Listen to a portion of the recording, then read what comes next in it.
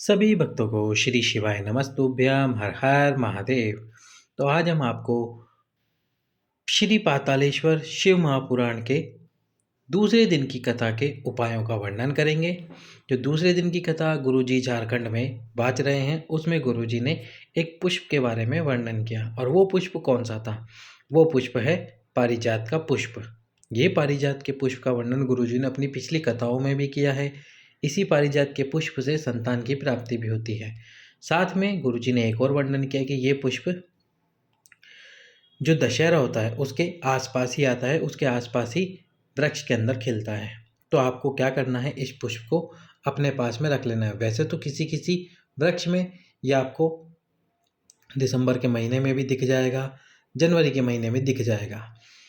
तो इस पुष्प को आपको किस प्रकार से काम में लेना है, इसका उपाय किस प्रकार से करना है, उसी की जानकारी आपको इस वीडियो में देते हैं। पर उससे पहले एक छोटा सा कार्य कर दीजिए, वीडियो को लाइक कर दीजिए, चैनल को सब्सक्राइब कर दीजिए और इस वीडियो को अधिक से अधिक शेयर कर दीजिए। तो आपको क्या करना है, तो संतान प्राप्ति का उपाय तो गुरुजी ने अपनी पिछली कथा में बताया था, उस उपाय का वर्णन हम आपको आगे करेंगे।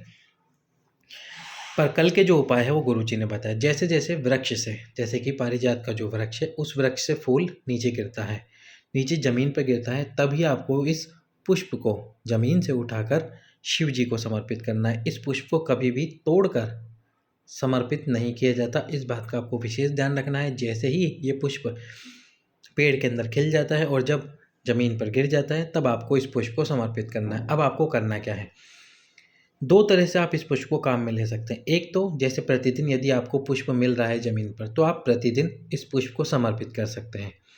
प्रतिदिन जो शिवलिंग में माता अशोक सुंदरी का स्थान होता है, उस स्थान पर आपको इस पुष्प को समर्पित करना है। समर्पित करने के बाद में इस पुष्प को खा लेना है। 1 महीने तक आपको इस पुष्प को समर्पित करके खाना है।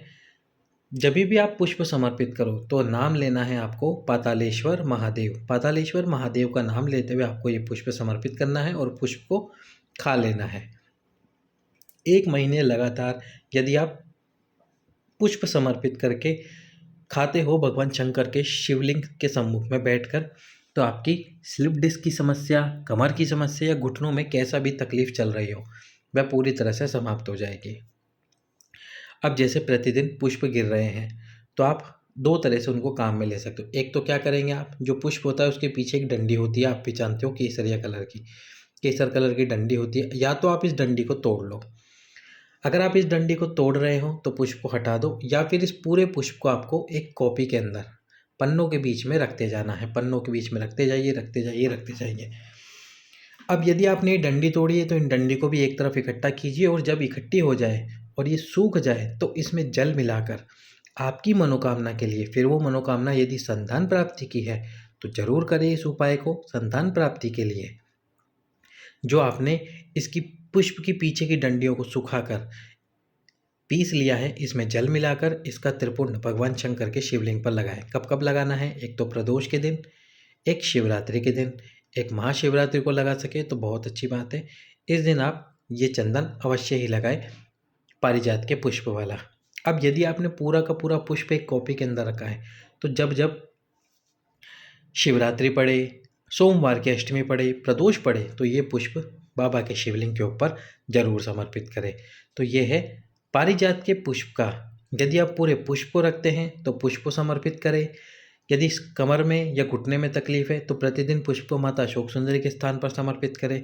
यदि मनोकामना है संतान प्राप्ति की, तो इस पुष्प की पीछे की डंडी को तोड़कर उसमें जल मिलाकर, जब वो सूख जाए, जल मिलाकर उसका चंदन बनाकर शिवलिंग पे समर्पित करें।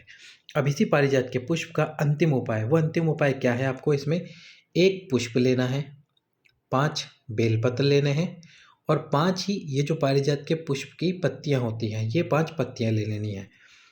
अब आपको क्या करना है, पातालेश्वर महादेव का नाम लेते हुए सबसे पहले तो ये 5 बेलपत्र और 5 पत्तियां जो पारिजात के पुष्प की शिवलिंग के ऊपर समर्पित कर देनी है।